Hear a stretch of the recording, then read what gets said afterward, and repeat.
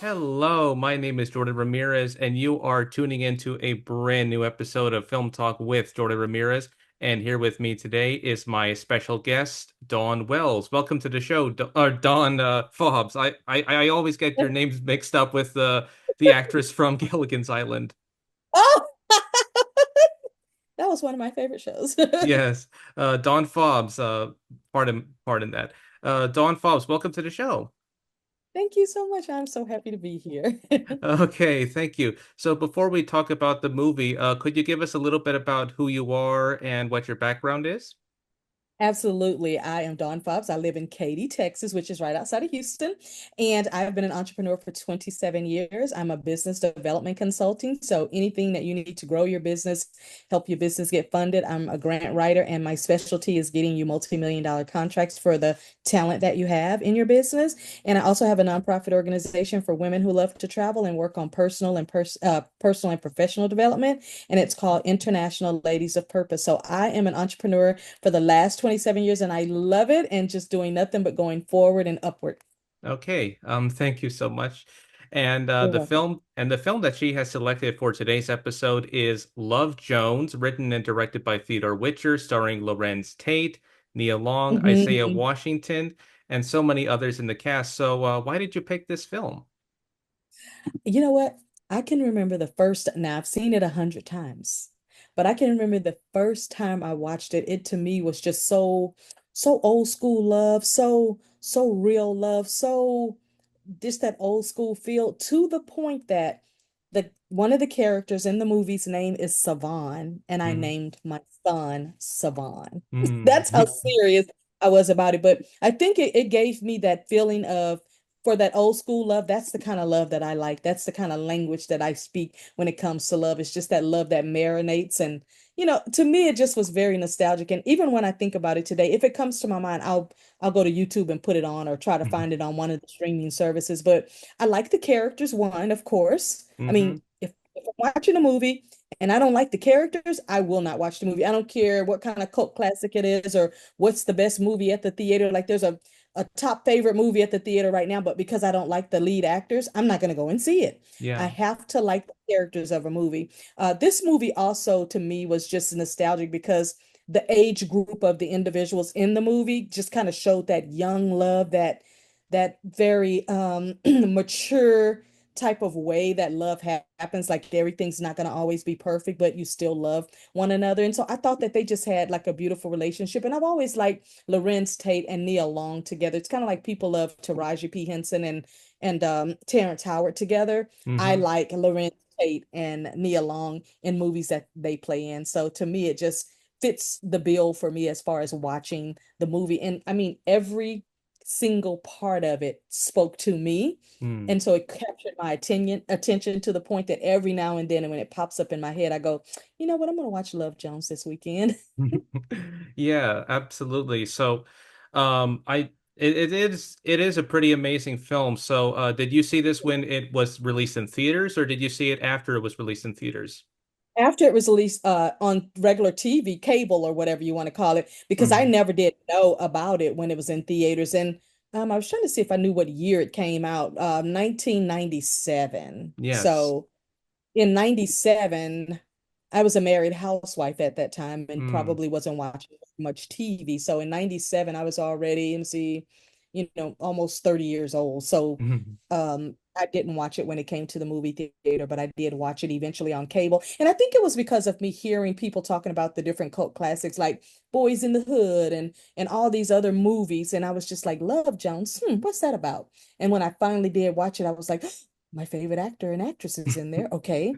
I like the meaning of the movie. I like the jazz, that they played in it. I like the meaning. So it caught my attention from then. And then for me, it just became, after I look at all the different cult classics and all the different movies, I went, I think that one is my favorite one. I have others that I like, but this one I like.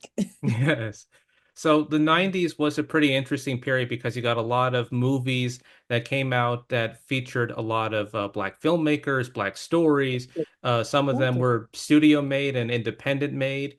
But Yep. yeah, this one is a pretty interesting movie coming from that decade of the 1990s. Right. But Yeah, and you Those mentioned, were the top actor and actress at that time. So you yeah. got to think, because look at all the other movies that they went on to do. And it's kind of like their career was at its height in the 90s. And in the 90s, I still think about that era right now because the 90s was so hip hop. The 90s was so cult classic movie. The 90s was so our typical actors that we liked, like your Neil Longs and your Sanaa Lathan and your Omar Epps and your Terrence Howard and all of those folks that even today we still see them in new versions of some of the movies that they're remaking, like Hmm. my best friends and all that stuff. So for me, they've kind of lasted a very long time. They weren't, to me, in my opinion, they're not those fly by night where you see them once or twice and then you never see them again. We've Mm. seen them in the 90s. We've seen them in the early 2000s. We're headed to 2030. We still know these actors and actresses. So for me, the longevity is so important as well because there's some movies that people talk about and they say the actor or actress name and I'm like, oh, that's like literally the only movie they played in and we've never Mm. seen them really again since Mm. then in the movie, industry. So I like my actors and actresses to have longevity because I Yes. want to see them in new things over and over and over again. And I can tell you right now today, if any of them, Neil Long or Omar Epps, played in a new movie that I knew nothing about, I'd still give it a chance just because I like them. Yeah, I'd give absolutely. it a chance. Yes, Yeah, yeah. Absolutely. absolutely. So you mentioned the music, and as I was watching this film, it felt so tied to the plot, the use of music, the use of soul, R&B, and jazz music that they played, especially in one sequence where Larenz Tate's character is in the shop where I think it was Josie was working at, and he's playing Mhm. a record of Charlie Parker, and he's just commenting on how beautiful it is, that it sounds soulful, but it gets a little bit sad at the near end of that track, and it's something that I thought was pretty integral to the story. Well, our records are like that. And see, that's another thing that's going to always capture my attention. I'm a girl who listens to my record player every week, even today. Hmm. Just Sunday, I woke up and I said, I just want to listen to Teddy Pendergrass all day while I fix breakfast and while I wash clothes and dry and fold. And I literally listened to Teddy Pendergrass for 5 hours, you Mm. know.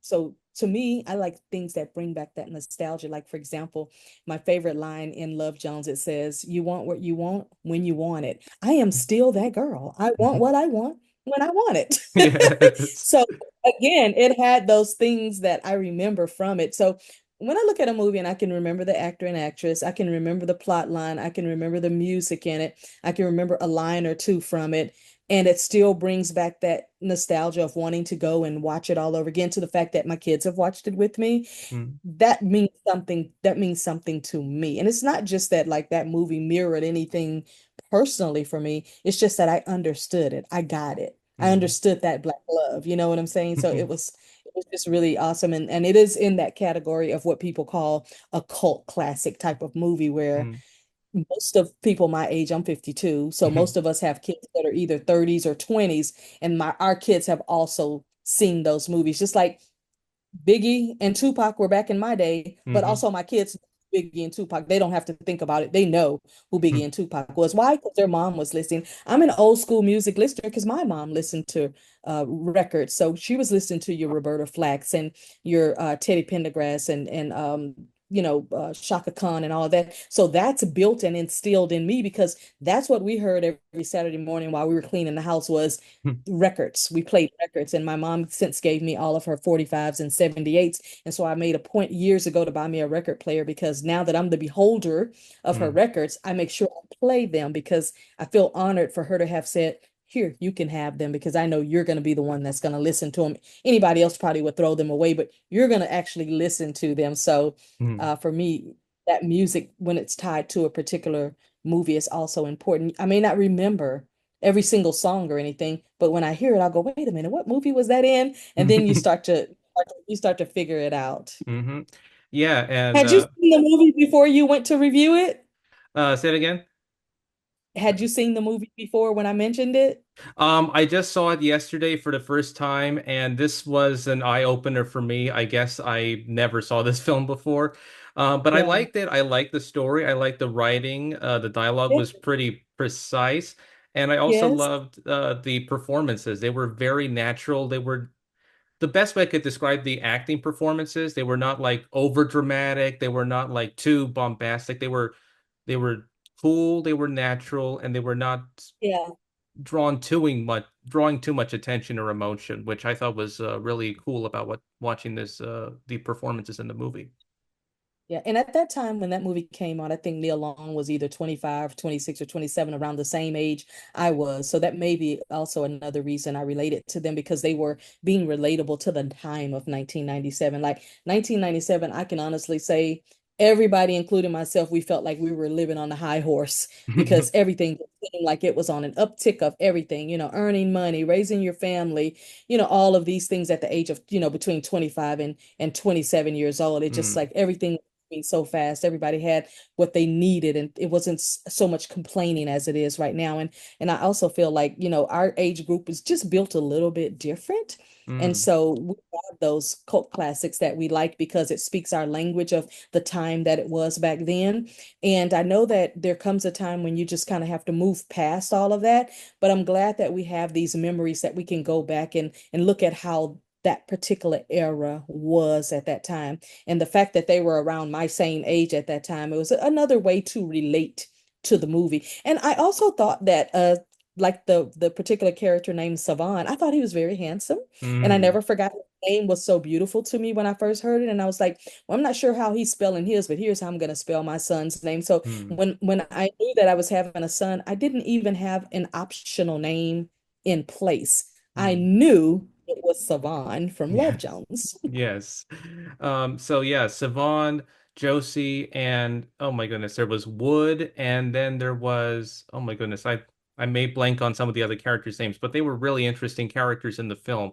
So from what I Yeah. understood as I watched this film, Nia Long's character who plays Nina and Larenz Tate who Hmm. plays Marcellus Love Hall, Yep. Hmm. or no, Darius Love Hall. I might get the names mixed up. There it is. Yeah, Yeah. Darius.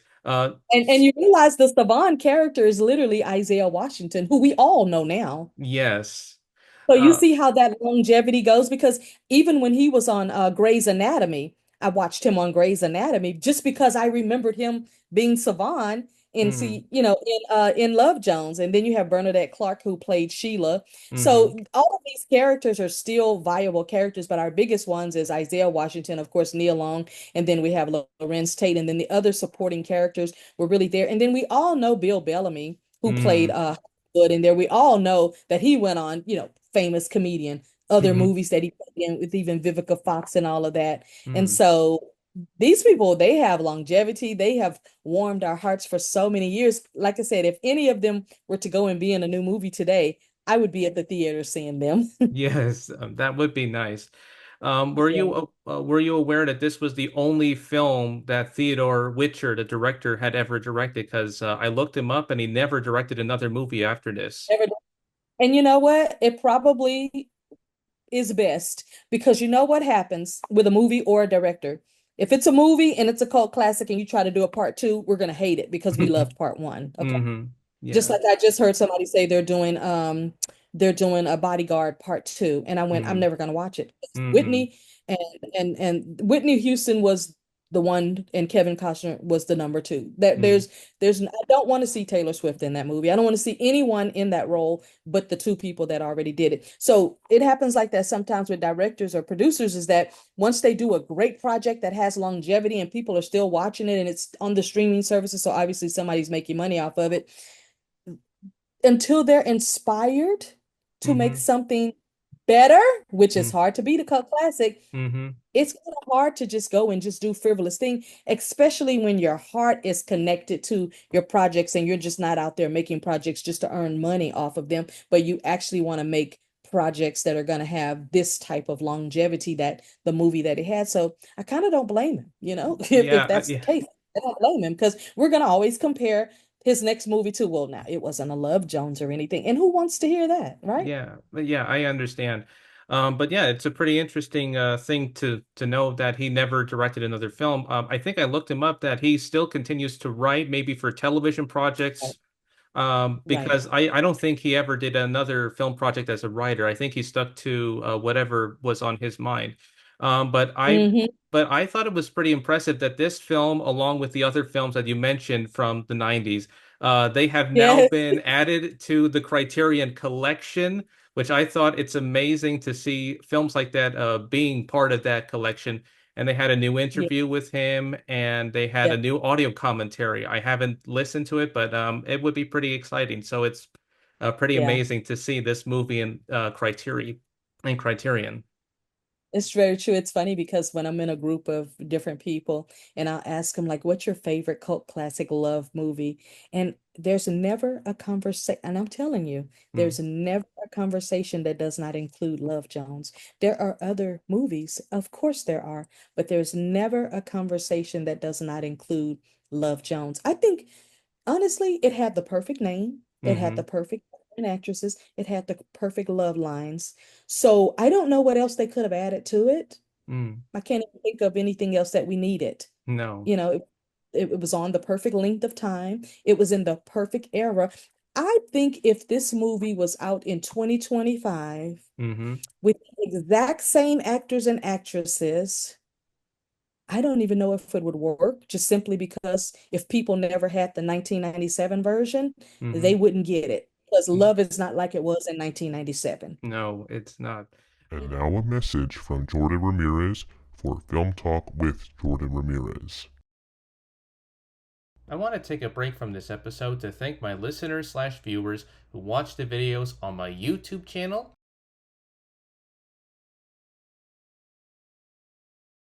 and listen to each new episode on Spotify. While this show is a labor of love and passion that isn't about the movies that I like, this is also a show that is about the films that you like. Have a film that you want to recommend to the podcast? Make sure to recommend it in the comments section on YouTube and on Spotify, and you will receive a shout out in a future episode. Want to be a guest on the podcast? Click on the sign up form link in the episode description for further details.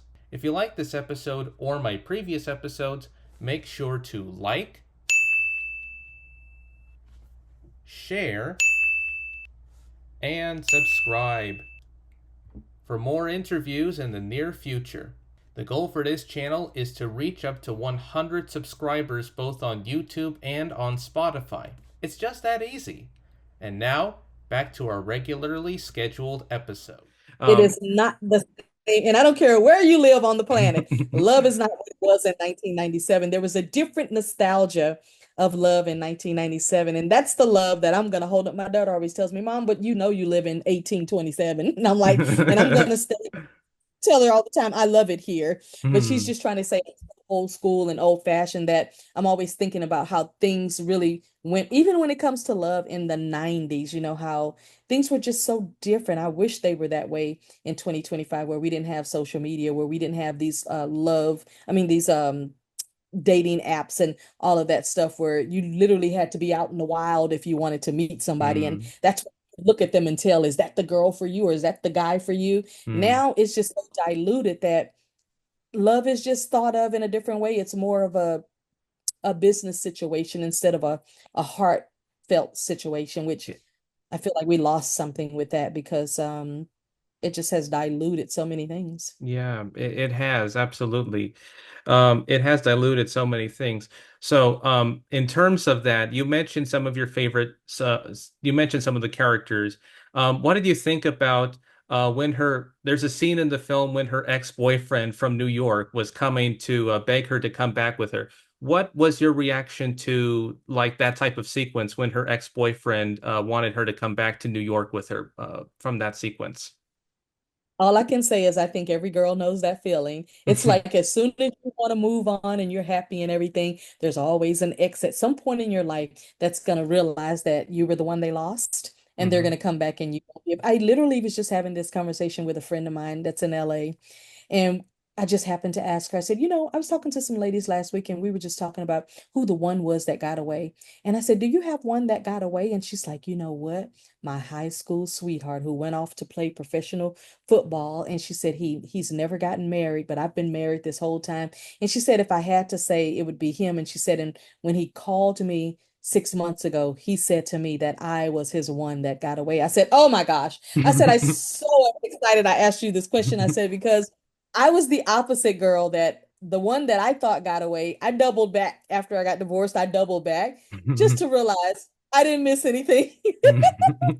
So it Yeah. always happens that way. And I think that's whether you're a girl or you're a guy, that there's always someone who wants to come back and they end up almost interrupting mentally, emotionally, or whatever, because Mm, you were that got away. But I think that also in the movie, that made it a little bit more exciting too, because you're wondering what's going to be the choice. What are you going to go with? Are you going to go mm, with you already got going on? Or are you going to go back to the old boyfriend? And sometimes what you realize is that you have to remember why that didn't work out anyway mm-hmm, and why you both went different ways and didn't stay connected. And I think that kind of will give you, the idea of that you probably don't need to double back. But that makes a movie exciting when you mm, don't know what's going to be the outcome because we have our opinions as we're watching movies like, no, no, no, don't do it. Or, you know what? Well, you already know him. So mm. no, you have to, yeah. So, Yeah, it is pretty exciting when I watched that because my first reaction to that was it is the same routine. And then the moment she gets to New York, she's looking for a job, and then her ex-boyfriend gets upset because he's having a bad day. She's realizing, what am I doing here? I should get right, back to Chicago. And right. she does, and I thought it was pretty shocking. Spoilers for those who have never seen it, that Yeah, she was shocked to see that the one she was with, Darius, was with another girl, and right. yeah, and Well, yeah, it was let me give you a little girl math here in case you don't know. okay. I'm including myself because I'm a girl. Hmm. In our fantasy mind, notice I said fantasy, Okay. we we tend to think that if we break up even for 5 years, we're sitting around not dating, not talking to anybody, just minding our own business. And in our fantasy mind, we literally think our ex is doing the same thing. Mm. Yeah. And it's just our fantasy mind as a girl. We just feel like if we've had a tight connection and we were together and we were maybe, let's just say, almost married or whatever, we were together for a long time. And we think that, we've gone on separate from you, but we're not dating anybody or anything like that. We tend to think in our girl mind that you're doing the same thing. But what we learn is that that is absolutely not true. People go on and move on about their business. Hmm. Whereas you're kind of what they call it arrested development. You're just kind of waiting to see if maybe that thing is going to work out. And before you know it, 3 to 5 to 8, whatever years have passed by. I've been in that situation myself. So I know it's a fantasy world, but us girls, that's kind of the way we think sometimes. So her being shocked that he was with someone else, it didn't shock me, but it was like, typical girl. That's what my mind was like. Typical girl. We always think like we're gonna be able to just pick right back up, and it's like, no, they already have somebody, or and I'm sure it happens the opposite way too, but I see it more with women where we think that that person is actually waiting for us as well, when no, they've gone on and probably gotten married and gotten fiancés and all these other things, which then becomes that rude awakening of, so now I really have to move on. Yeah. Yeah. So I'm sorry if you heard the dog in the background, but it's our dog. She usually barks at this hour. So She's got a son the way she barks. yeah, whenever she sees something out the window. Um Oh, yeah. So that sequence I thought was pretty shocking. And there was another scene, this one was more comedic to me as I remembered it. It was just after the party, and I guess it was like they were trying to get back together again. And then mhm. she was telling him, instead of being right next to her on the bed, that he would have to sit on the couch. And then she goes upstairs to bed, and you hear this song called Jelly Roll playing in the background. Uh-huh, And uh-huh. yeah, and it's and it's almost like, even though they're separated, it's like they're supposed to feel the heat, but they still feel cold even if they're in Right, separate places. And it's like, right. that to me is like a funny scene, because it's like It is. they're trying to make it work by not being together, but they still feel like they don't have the heat even when they're separated from these two different places, as I keep hearing it. Kind of awkward, but you can relate to it though, right? Yeah, Yeah, it's you can kind of relate to it. It's like I get it because you sometimes it's like that, but I just find that yes, the movie was about love and all that, but it had quite a few little comedic parts in it. You hmm. know, even in the poetry club and all of that stuff. There were several things that if you have any little sense of humor, you didn't take it so serious that you were like buttoned up and tight about it. You could find the humor in it, the humility in it. you could find the fun in it. You could definitely see the love in it. There were Mm, lessons in it. Like, like you said, with them wanting to get back, her wanting to get back together and not realizing he had somebody else. Like there were lessons in it. And I think that's a difference in the way they also made the 90s movies is that you got a good movie, but you also got a lesson in it, something that gave you to ponder. Because here I am all these years later, and I can still remember this movie as if it just came out recently or something hmm because there were lessons in the movie. There was, things about love in the movie, and everybody's going to remember those, love type of things. And as I've gotten older, I've gone through some of those things. So it's also poignant to be able to, man, I remember that in Love Jones type of thing. So, and there's a lot of other 90s movies like that. But again, this one, I always name this as my first, when it comes to these type of movies, I was like, that's my favorite one. And Yeah. I can watch it over and over again. It doesn't get old to me. It doesn't, even though I'm sure then it was done on a VHS tape or whatever, but it still captures my attention. And there's Mm, some old movies that they're just look like they came from a VHS. The pixels are not good and all that. And it's like, mm, oh my God, it's like it was in the 80s or something. But mm, this one can still play on streaming and everywhere else and still look great. it does. I think Yeah. the movie may have been shot on film, which is why it For doesn't. sure. Yeah, I'm because sure. if it was shot on like DV, as you Yeah. mentioned, it would have that pixelated, almost like little pixelated look to it. But It doesn't have yeah, but the beauty of shooting on film versus shooting on DV is that even though DV is mostly like you film on your camcorder and it has that almost fuzzy pixelated effect, when you shoot on film, mm, it's very clear, but it also very is very true. flammable and it's very fragile because you have to take care of it. But it's also Yeah. yeah, but there's also a lot of depth to it. There's also a lot of clarity to it, and I think that's what the beauty of shooting on film is, which I think this movie demonstrates. Yeah. And I know there's a lot of people who only compare movies going forward because like I know, for example, if you want to submit a project to Netflix or Tubi or even Hulu, it has to be done with the red camera. And Hmm those are very expensive, of course. So a lot of independent filmmakers don't really have a budget for a red camera. So they have to put their projects on other places, which is a little bit behind the filming, but if that's all you can afford to do, that's what you can afford to do. And so it just depends on the keenness of your eye and if you can catch all of those things. Because I never knew about the red camera on Netflix until I decided I wanted to do a documentary. And I Mm. was trying to get the guidelines of what type of cameras must we have? And they said, you must have it on a red camera or we don't accept the project. And I went, okay, that's great. Then I know that when I put my film team together, they have to be working with a red camera because other than that, you can submit it to the different film festivals and you can get accolades there, but it'll never get to the streaming services that require that. So just kind of knowing those things is very important. And that could be another reason that we don't see Love Jones on certain channels Mm. because it doesn't have the quality that they're requiring it to Mm. have and to reshoot it. Nah, I don't know. Yeah. They're not going to do that. So. Mm. I mean, But I can. that movie could also easily have been a series. It Yes. could have easily have spun off into a series, and I would have loved that. So. Yeah, I mean, it would have been perfect as a mini series or as a television series or what have you.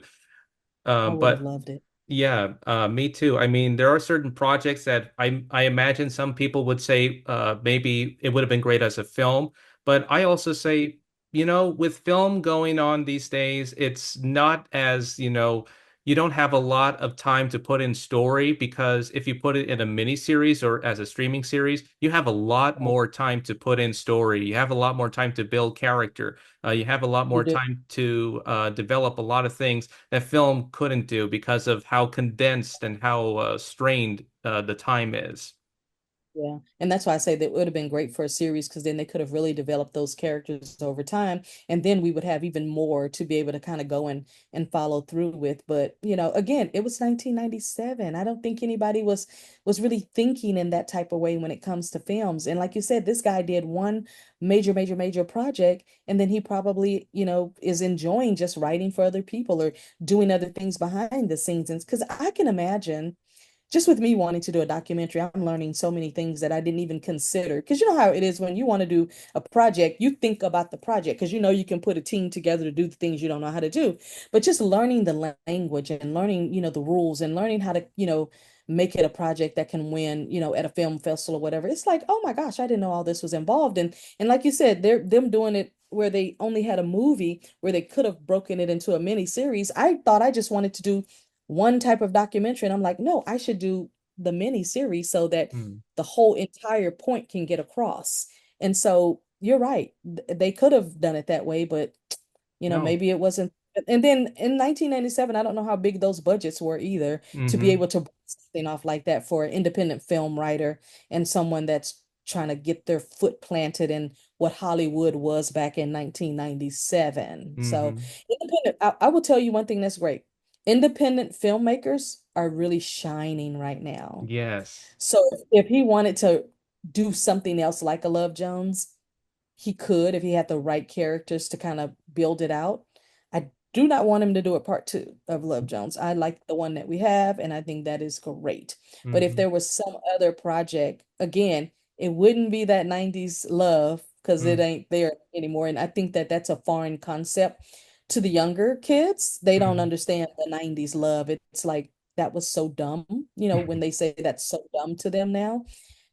But then there are those of us who are like, that's what we're used to. That's the kind of love that we hold sacred.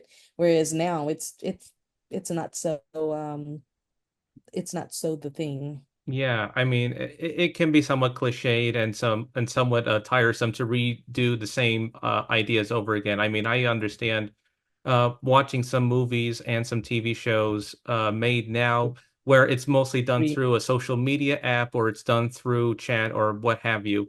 Okay, right. so but yeah, so we're almost running out of time. So before we wrap things up, uh, any last thoughts about the movie for those who have never seen it? And would you recommend this film, or what other recommendations would you recommend to my audience for maybe something like a Love Jones?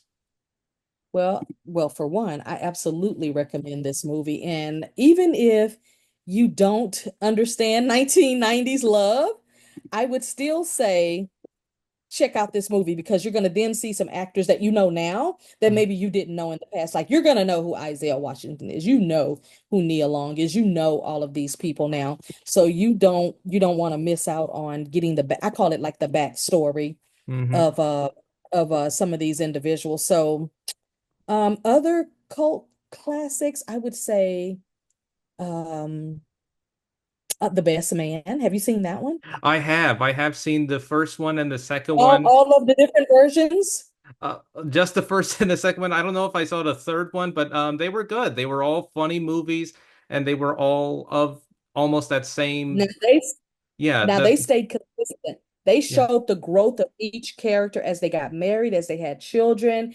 Even if they did a number four, I'm in on it because they kept the thread so consistent by keeping all of the same characters, Mm-hmm. elevating them at their next level of life. They didn't stay in Arrested Development or anything like No. that. So now, when I was a young girl, I used to love me some Janet Jackson. As a matter of fact, if I put my black jeans on, a black t-shirt, and a hat, I thought I was Janet. So I would I would absolutely suggest Poetic Justice. Tupac was in there, of course, too. But Okay. Janet Jackson, and I remember Janet from when she played a little girl, she played Penny in Good Times. So I was Mm. always in, on wanting to get to know more about Janet because when Janet was a little girl, I was just a tween or right about that age. And so I related to Janet and I thought she was just so cute. And, one of the Jacksons, of course, everybody knew who her brother was, but I Mm-hmm. always liked that when I was younger. So that to me, and I think everybody kind of knows, the movies like Friday and all of that, because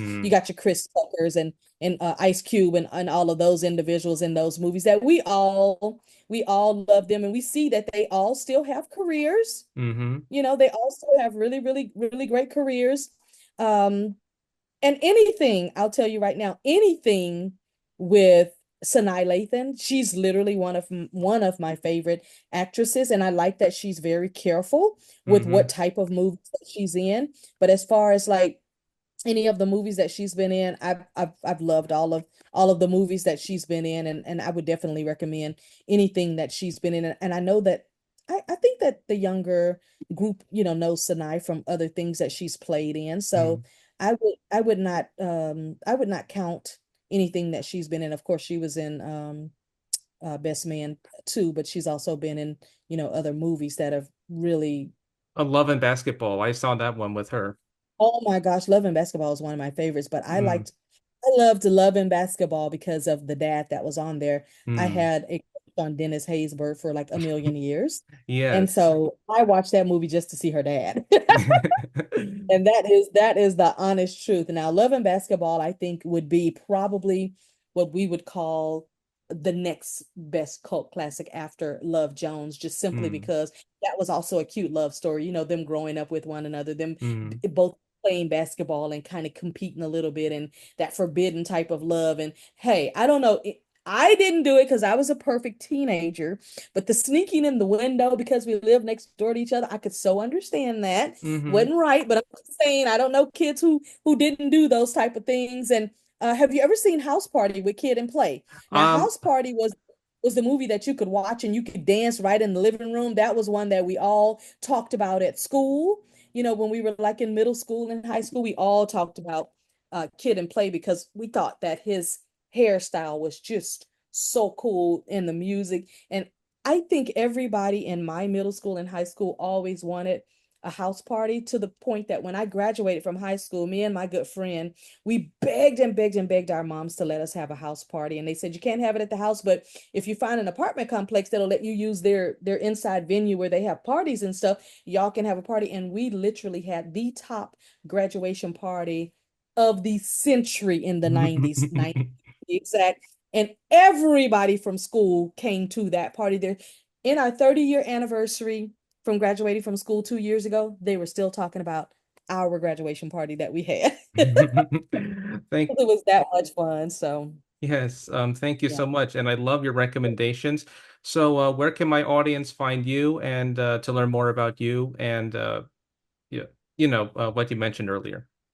So online, I'm there under my name, Dawn, Dawn Fobbs, Fobbs, and my show is under Mother Daughter Ish. On our show, we talk all things women, business, and personal. And then I also have a travel ladies club on Instagram, and it's called International Ladies of Purpose. But under my name, you can find all of my social media handles right there. And I had a great time talking about this movie. Matter of fact, I might go put it on. That sounds great. Okay, thank you so much, Dawn Fobbs, for being on this podcast and for talking about this movie and for reliving the nostalgia of this movie as well. And it makes me want to watch the other recommended movies you mentioned. So it's great to see it. Okay, thank you so much. And this is Jordan Thank Ramirez you. sign. You're welcome. This is Jordan Ramirez signing off. And until then, I'll see you at the movies. And Dawn Fobbs, thank you again for being on the podcast. And we hope to see you soon. Thank you. Okay. Okay. Okay. From here, from all of us to all of you, this is Jordan Ramirez signing off. And until then, I'll see you at the movies and take care.